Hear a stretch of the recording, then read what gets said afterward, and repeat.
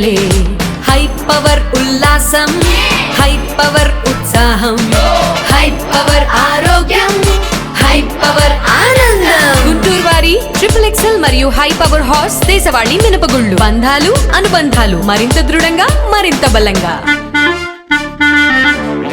గత వైసీపీ ప్రభుత్వం గుంటూరు అభివృద్ధిని పక్కదోవ పట్టించి దాచుకోవటమే పరమావధిగా పనిచేసిందని గుంటూరు తూర్పు ఎమ్మెల్యే మహమ్మద్ నజీర్ అహ్మద్ ఆరోపించారు.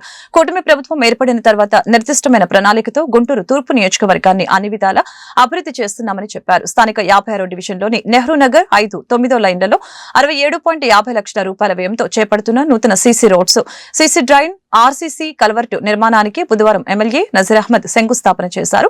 ఈ సందర్భంగా ఎమ్మెల్యే మాట్లాడారు. నెహ్రూ నగర్ లో డ్రైనేజ్ వ్యవస్థను ప్రక్షాళన చేస్తున్నామని పేర్కొన్నారు.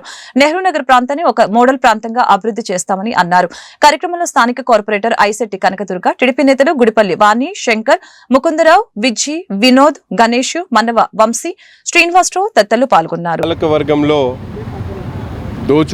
దాచుకోవడం పరమావిధిగా పనిచేసినటువంటి విధానం ఈరోజు కూటమి ప్రభుత్వం ఏర్పడ్డ తర్వాత ఒక నిర్దిష్టమైనటువంటి ప్రణాళికతో గుంటూరు తూర్పు నియోజకవర్గంలో ప్రతి ఒక్క వార్డును కూడా అభివృద్ధి చేయాలనే ఆలోచనతో గతంలో చుక్క నీరు పడ్డ వర్షపు నీరు రోడ్డు మీదకి నీరు ప్రవహించేటువంటి పరిస్థితులు ఉన్నటువంటి ప్రాంతాలన్నీ ముఖ్యంగా నెహ్రూ నగరంలో ఈ లైన్కి సంబంధించి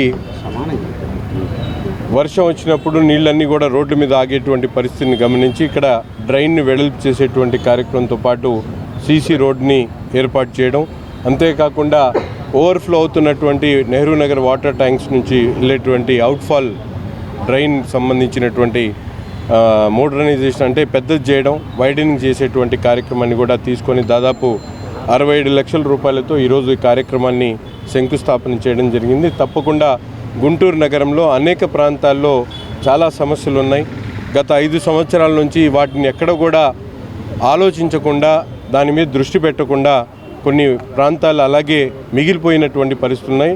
ఒక్కొక్కటిగా చేసుకుంటా ముందుకు సాగుతూ ఉన్నాం. తప్పకుండా నగరం తూర్పు నియోజకవర్గంలో ప్రతి ఒక్క డివిజన్లో కూడా అభివృద్ధి పదంలో ముందుకు తీసుకుని వెళ్తూ ముఖ్యంగా నెహ్రూ నగర్ ప్రాంతాన్ని ఒక మోడల్ ప్రాంతంగా తీర్చిదిద్దేటువంటి విధంగా రాబోయేటువంటి రోజుల్లో కార్యక్రమాలన్నీ కూడా చేస్తామని చెప్పి ఈ సందర్భంగా తెలియజేస్తాం.